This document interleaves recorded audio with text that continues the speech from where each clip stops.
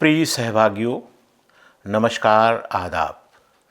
MOOCs के इस online platform पर आप सभी का हार्दिक स्वागत है। हिंदी भाषा के पठन पाठन के लिए निर्धारित पाठ्यक्रम हिंदी भाषा बोध के व्याख्यान संख्या 34 में आप सभी का एक बार फिर स्वागत। मैं मेराज अहमद, प्रोफेसर हिंदी विभाग, अलीगढ़ मुस्लिम यूनिवर्सिटी अलीगढ़, आप सबसे मुखातिब हूँ। शिक्षार्थियों, सीखने सिखाने की इस आभासी दुनिया में या दुनिया चाहे वास्तविक हो, भाषा की बड़ी महत्वपूर्ण भूमिका होती है। तो इस माध्यम के द्वारा हम लोग भाषा की समझ को बेहतर से बेहतर बनाने के लिए प्रयासरत हैं।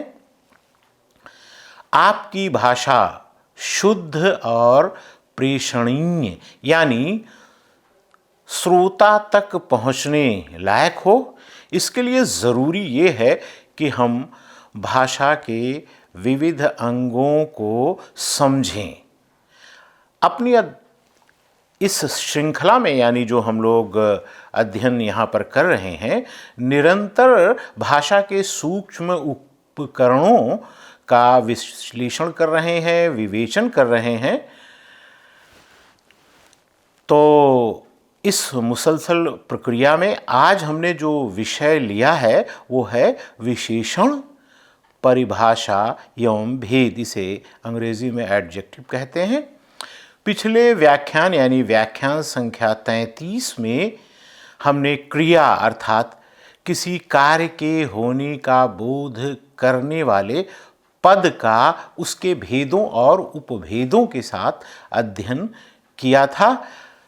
आज के इस कालांश में हम ये सीखेंगे कि विशेषण का अर्थ क्या है, विशेषण की परिभाषा क्या है, विशेषण के कौन कौन से भेद होते हैं, विशेषण का वाक्यों में प्रयोग कैसे किया जाता है, विशेषण के उदाहरणों से संबंधित जानकारी भी हम लोग हासिल करेंगे।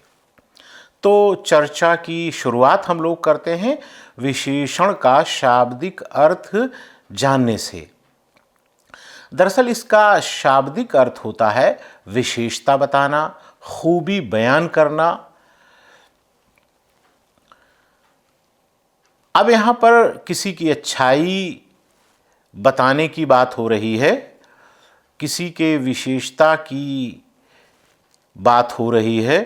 तो यहाँ पर विशेषता केवल अच्छाई के संदर्भ में अर्थ नहीं देती है, बल्कि विशेषता किसी भी प्रकार की हो सकती है, चाहे वो अच्छी हो या अच्छी ना हो। तो इसे समझने के लिए और स्पष्ट रूप से हम हिंदी के प्रसिद्ध व्याकरणाचार्य कामता प्रसाद गुरु की परिभाषा को देखेंगे। वो कहते हैं कि जिस विकारी शब्द से संज्ञा की व्याप्ति मर्यादित होती है उसे विशेषण कहते हैं। इसका अर्थ ये हुआ कि विशेषण के बिना संज्ञा से जिस वस्तु का बोध होता है, विशेषण लगाने पर उसका अर्थ सीमित हो जाता है। अभी बात हो रही थी अच्छे या बुरे की, लेकिन वास्तविकता ये है कि अर्थ सीमित हो जाता है।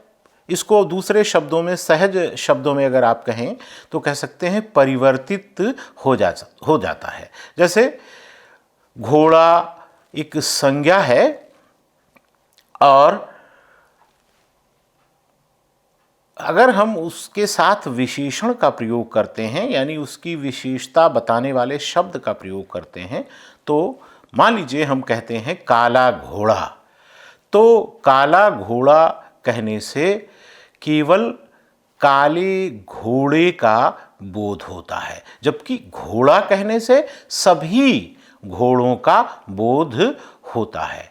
यहाँ काला विशेषण से घोड़ा संज्ञा की व्याप्ति मर्यादित हो गई है।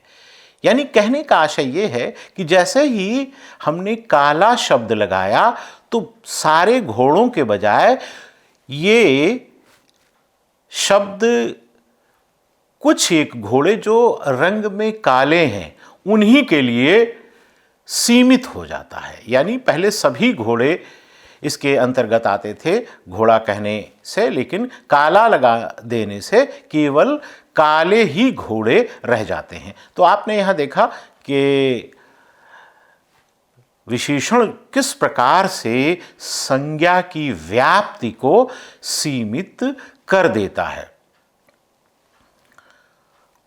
यद्यपि हिंदी में वर्तमान में साधारण रूप से हम विशेषण की परिभाषा देते हुए यही कहते हैं कि जो शब्द संज्ञा अथवा सर्वनाम की विशेषता बताते हैं उन्हें हम विशेषण कहते हैं। और इसको हम इस प्रकार से भी कहते हैं या कह सकते हैं कि विशेषण वे शब्द हैं जो संज्ञा और सर्वनाम के गुणों का बयान करते हैं या विशेषण संज्ञा के अर्थ को प्रभावित कर देते हैं। जैसे गायिका के मधुर स्वर ने सभी का मन मोह लिया। संज्ञा क्या है? यहाँ पर स्पष्ट है कि गायिका। तो इस उदाहरण में उस गायिका की क्या विशेषता है कि उसका स्वर जो है वो मीठा यानी मधुर है। तो इस प्रकार यहाँ पर विशेषण होगा मधुर स्वर। और ये विशेषण किसकी विशेषता बता रहा है? संज्ञा यानी गायिका की विशेषता बता रहा है। यहाँ पर गौरतलब ये भी है, हमें ये भी जानना चाहिए कि जिस व्यक्ति, वस्तु, स्थान अर्थात संज्ञा की विशेषता बताई जाती है वो क्या कहलाता है? विशेष्य कहलाता है। और जो विशेषता या खूबी बताई जाती है उसे विशेषण कहते हैं। जैसे मुझे ठंडी कॉफ़ी पसंद है, तो इस वाक्य में विशेष्य क्या होगा? संज्ञा क्या है? कॉफ़ी, और विशेषण ठंडी। आशा है आप समझ गए होंगे कि विशेष्य क्या है और विशेषता किसे हम जानेंगे। अब हम चर्चा करेंगे कि विशेषण का वाक्य में प्रयोग किस प्रकार से होता है और इनके भेद कौन कौन से होते हैं। तो इनके भेदों पर हम जब दृष्टिपात करते हैं तो देखते हैं कि कई आधार होते हैं जिसके आधार पर इनको हम वर्गीकृत करते हैं। पहला है वाक्य में स्थान के आधार पर, दूसरा है संज्ञा की विशेषता के आधार पर, तीसरा है रूप परिवर्तन के आधार पर विशेषण, और एक चौथा वर्ग है रूप है जिसे हम प्रविशेषण कहते हैं। तो सबसे पहले हम अपना ध्यान आकृष्ट करेंगे वाक्य में स्थान के आधार पर विशेषण के भेदों पर। वाक्य के दो अंग या भाग माने जाते हैं, उद्देश्य और विधेय। जैसे राम बाग में जाता है, तो यहाँ पर आप देखेंगे कि कर्ता, उद्देश्य, राम वाक्य में क्या है? उद्देश्य है। और जो कर्ता की विशेषता बताता है यानी दूसरा जो अंग है बाग में जाता है, वो क्या हुआ? वो हुआ विधेय। तो इस प्रकार से इसके दो भेद होते हैं, उद्देश्य विशेषण और विधेय विशेषण। उद्देश्य विशेषण विशेष्य से पहले प्रयोग होने वाले विशेषणों को कहा जाता है। आप इसका उदाहरण देखिए, मुझे गुड़ की चाय पसंद है। इस वाक्य में चाय संज्ञा है जो कि उद्देश्य भी है, और विशेष्य तो अब इस उद्देश्य के पहले जो विशेषण प्रयुक्त हुआ है वो क्या है? गुण, यानी गुड़ माने जो खाने वाला होता है। तो यहाँ पर विशेष्य विशेषण या उद्देश्य विशेषण कहलाएगा, और वो क्या है? गुण। और दूसरा जो है वो है विधेय विशेषण।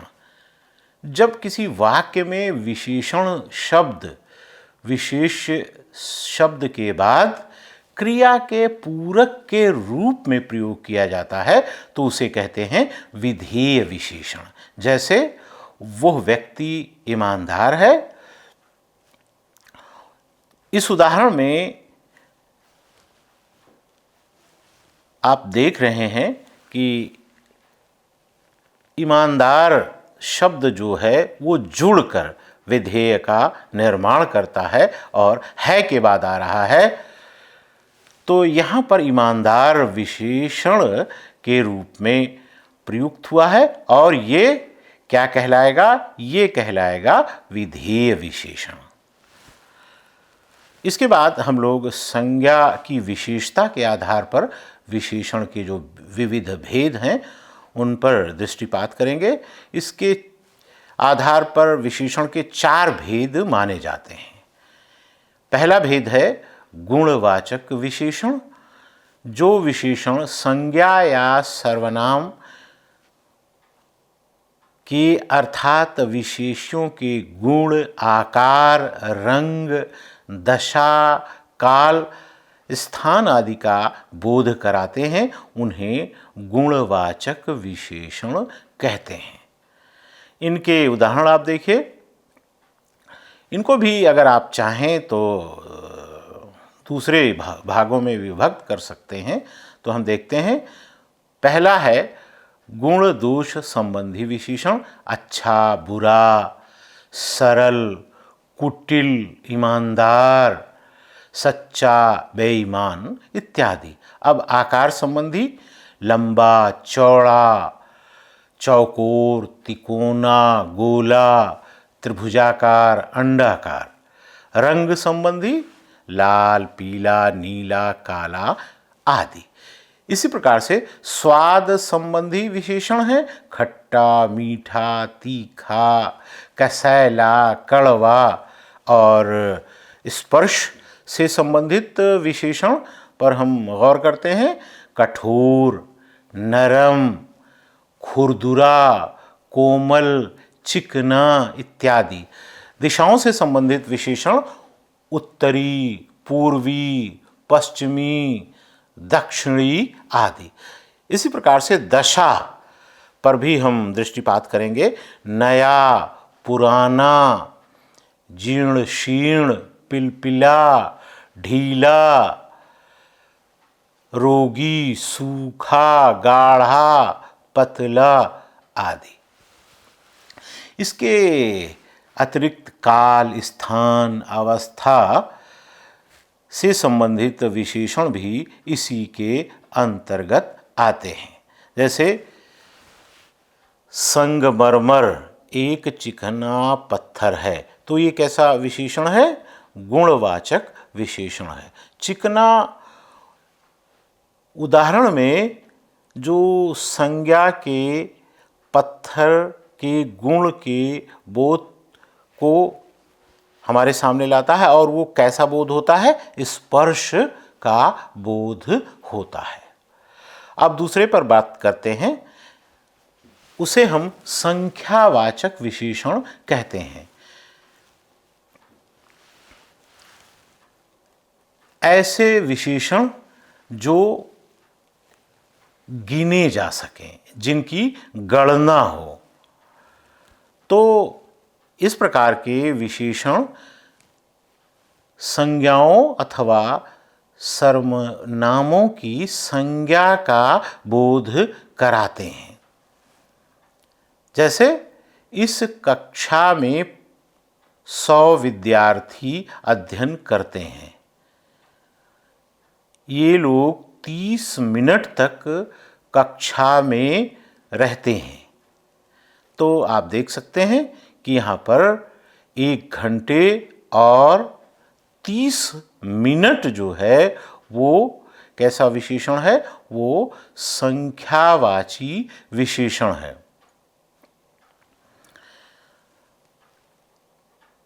अब यहाँ पर और भी हम थोड़ा सा गहराई में जाकर के देखें तो संख्याएं 2 प्रकार से अभिव्यक्ति की जाती हैं। जैसे निश्चित संख्यावाची विशेषण 2 दर्जन, 100 रुपये, चारों ओर, 1/4, पूरा। यहाँ पर जो अभी हमने आपके सामने शब्द उच्चरित किया है वो निश्चित है, यानी उसकी संख्या निश्चित है। इसके विपरीत दूसरा अनिश्चयवाचक या अनिश्चित संख्यावाचक विशेषण, जैसे कुछ, थोड़ा, कई हजार, बहुत सारे, सैकड़ों, लाखों, बस थोड़े थोड़े इत्यादि। अब हम तीसरे भेद पर आते हैं। तीसरा भेद है परिमाणवाचक विशेषण। परिमाण का अर्थ है जिसे हम गिन नहीं सकते, केवल माप या तौल सकते हैं, अर्थात उसकी माप होती है या तौल होती है। इसलिए मात्रात्मक, द्रव्यात्मक संज्ञा या सर्वनाम की माप तौल संबंधी विशेषता को प्रकट करने वाले तमाम शब्दों को हम क्या कहते हैं? परिमाणवाचक विशेषण कहते हैं। जैसे खली पहलवान प्रतिदिन 5 लीटर दूध पी जाता है। यहाँ पर आप देखिए कि दूध जो है वो गिनने योग्य नहीं है, बल्कि मापने योग्य है। उसकी माप का पैमाना क्या है? लीटर। तो यहाँ 5 लीटर जो है वो परिमाणवाचक विशेषण के रूप में रेखांकित किया जा सकता है। इसके भी 2 भेद किए जा सकते हैं। पहला है निश्चित परिमाणवाचक, जो संज्ञा या सर्वनाम के निश्चित माप का बोध कराते हैं। जैसे बाजार से 10 किलो चीनी ले आना। यहाँ पर एक निश्चित माप है और वो क्या है? 10 किलो। तो अब हम देखते हैं अनिश्चित परिमाणवाचक विशेषण को। जिन विशेषणों के द्वारा संज्ञा या सर्वनाम के निश्चित परिमाण या माप का बोध नहीं होता है, उसे हम क्या कहते हैं? अनिश्चित परिमाण बोधक विशेषण। जैसे ढेर सारा मक्खन स्वास्थ्य के लिए हानिकारक होता है। तो यहाँ पर आप देख सकते हैं कि ढेर सारा जो है शब्द वो निश्चित मात्रा का बोधक नहीं होता है, बल्कि अनिश्चित मात्रा का बोधक होता है। तो इसी प्रकार से और भी उदाहरण हैं, जैसे कुछ, थोड़ा, ज़रा सा, ढेरों इत्यादि। ये किसके उदाहरण हैं? ये अनिश्चित परिमाणवाचक विशेषण के उदाहरण हैं। अब अगला हम देखते हैं सार्वनामिक विशेषण, जो सर्वनाम संज्ञा के स्थान पर आने के बजाय संज्ञा से पहले लगकर उसकी विशेषता बताएं, उसे सार्वनामिक विशेषण कहते हैं। जैसे वह पुस्तक अच्छी है, वाक्य में संज्ञा क्या है? पुस्तक। तो इसके पहले जो शब्द आता है वो है वो। यद्यपि ये है सर्वनाम का उदाहरण है, लेकिन इस वाक्य में इसकी प्रयुक्ति सर्वनाम के रूप में नहीं हुई है, बल्कि पुस्तक विशेष को इंगित करवाने के लिए इस सर्वनाम की प्रयुक्ति हमें दिखाई देती है। तो इसलिए यह प्रयुक्ति क्या कहलाती है? सार्वनामिक विशेषण कहलाती है। यानी सर्वनाम होते हुए भी ये विशेषण के रूप में प्रयुक्त हुआ है। इसके भी भेद हम देख सकते हैं। जैसे निश्चयवाचक या संकेतवाचक, दूसरा है अनिश्चयवाचक, तीसरा है संबंधवाचक, चौथा है। अब हम इनकी परिभाषाओं को देखते हैं। निश्चयवाचक या संकेतवाचक की परिभाषा, जिससे संज्ञा या सर्वनाम की निश्चयात्मकता का संकेत होता है, और अनिश्चयवाचक सार्वनामिक विशेषण, इनसे संज्ञा या सर्वनाम की अनिश्चयतात्मकता का बोध होता है। और संबंधवाचक सार्वनामिक विशेषण, इनसे एक संज्ञा या सर्वनाम का संबंध वाक्य में प्रयुक्त अन्य संज्ञा या सर्वनाम शब्दों के साथ होता है। तो आशा है इसे भी आपने समझ लिया होगा। एक बात समझ लेना यहाँ पर और भी ज़रूरी हो जाता है, वो ये कि सार्वनामिक विशेषण और सर्वनाम क्या है, इसे भी हम जान लें। जब सर्वनाम का प्रयोग संज्ञा या सर्वनाम के स्थान पर होता है, तब तो वो साधारण रूप से सर्वनाम हुआ। लेकिन जब इसका प्रयोग संज्ञा या सर्वनाम से पहले होता है, अर्थात संज्ञा या सर्वनाम के स्थान पर नहीं होता है, तो ऐसे शब्द जो हैं वो सार्वनामिक विशेषण कहलाते हैं। स्पष्ट हो गया होगा कि शब्द वही जो कि संज्ञा या सर्वनाम के स्थान पर नहीं, बल्कि उसके साथ, उसके पहले प्रयुक्त हों। और इसके बाद हम देखेंगे रूप परिवर्तन के आधार पर इनके कितने भेद होते हैं। इनके दो भेद होते हैं, विकारी और अविकारी। तो ये संज्ञा या सर्वनाम के लिंग, वचन या कारक के अनुसार बदल जाते हैं, इसलिए ये विकारी कहलाते हैं। विकार माने परिवर्तित होना, उसमें विकार आ जाना। और जब किसी भी चीज़ में विकार आ जाता है तो वह परिवर्तित हो जाती है, उसका रूप परिवर्तित हो जाता है। जैसे काला लड़का, अब विकार आ गया तो क्या हो जाएगा? काली लड़की, क्योंकि लड़के के लिए काला और लड़की के लिए यहाँ पर काली शब्द का प्रयोग है। जबकि मजबूत लड़का, मजबूत लड़की, दृढ़ लड़का, दृढ़ लड़की, इन दोनों में जब हम लड़का और लड़की के साथ विशेषण देखते हैं तो यहाँ पर आप देख रहे हैं कि लिंग बदल जाता है, लेकिन विशेषण नहीं बदलता है, मजबूत मजबूत दोनों में लगता है, तो ये क्या कहलाएंगे? ये कहलाएंगे अविकारी विशेषण। अब इसके बाद हम लोग थोड़ा सा तुलनाधर्मी विशेषण के संदर्भ में भी जानकारी हासिल कर लेते हैं। गुणबोधक विशेषणों, परिमाण बोधक विशेषणों और संख्यावाचक विशेषणों के तुलनाबोधक रूप बदलते हैं, यानी इसके अलग अलग रूप हमारे सामने आते हैं। ये तीन अवस्थाएं हमें दिखाई देती हैं।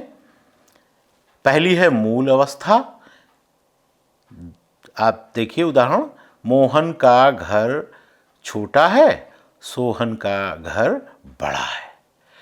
तो यहाँ पर साधारण स्थिति है, लेकिन सोहन का घर मोहन के घर से बड़ा है।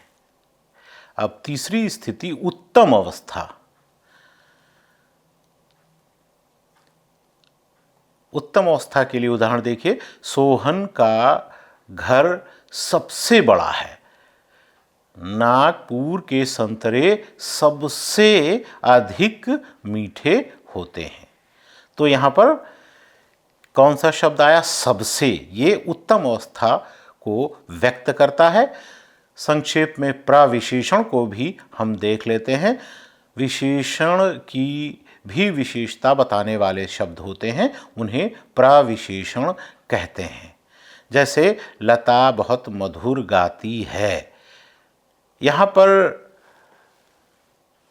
मधुर शब्द जो है उसके पहले बहुत लगा हुआ है, तो यानी मधुर विशेषण है और उससे भी पहले शब्द हमारे सामने आता है बहुत, और यही बहुत जो है वो क्या कहलाएगा? प्रविशेषण कहलाएगा। तो आशा है कि आपने विशेषण से संबंधित जानकारी प्रस्तुत कालांश में हासिल की होगी। विशेषण जैसे जटिल विषय पर हम लोगों ने विचारों का आदान प्रदान इस आभासी माध्यम से किया है। अब हम लोग अपने अंतिम क्रियाकलाप की तरफ आएंगे, यानी आपके स्वमूल्यांकन के लिए आपके समक्ष कुछ प्रश्न प्रस्तुत किए जाएंगे। लेकिन उससे पहले आप व्याख्यान संख्या 33 की उत्तरमाला देखिए। पहले प्रश्न का उत्तर विकल्प द, दूसरे का ब, तीसरे का अ और चौथे का दा। अब आप लोग प्रश्नों को ध्यानपूर्वक देखिए, पढ़िए और अपनी सीखने की क्षमता की परख कीजिए। प्रश्न नंबर 1, विशेषण शब्द का अर्थ है, एडजेक्टिव। विकल्पा, ब, किसी शब्द की विशेषता बताना, सा, किसी की खूबी का बयान करना, दा, उपर्युक्त सभी। प्रश्न नंबर 2, मोटे तौर पर विशेषण के कितने भेद होते हैं? अ 5, ब 3, स 6, द 4। प्रश्न नंबर 3, तुलनाधर्मी विशेषण के कितने रूप हैं? अ 3, ब 4, स 5, द कोई नहीं। प्रश्न नंबर 4, यह बड़ा ही खूबसूरत बच्चा है। वाक्य में प्रविशेषण है खूबसूरत, बड़ा ही। विकल्प स बच्चा, विकल्प द ही। अंतिम प्रश्न, खली पहलवान प्रतिदिन 5 लीटर दूध पी जाता है में कौन सा विशेषण है? विकल्प आ परिमाण बोधक, विकल्प ब अनिश्चयवाचक, विकल्प सा संकेतवाचक और विकल्प दा सार्वनामिक विशेषण। तो प्रिय सहभागियों, उम्मीद है कि आप लोग इस व्याख्यान से लाभान्वित हुए होंगे। आप लोग अंत तक हमारे साथ जुड़े रहे, इसके लिए मैं आपका आभार प्रकट करता हूँ। धन्यवाद।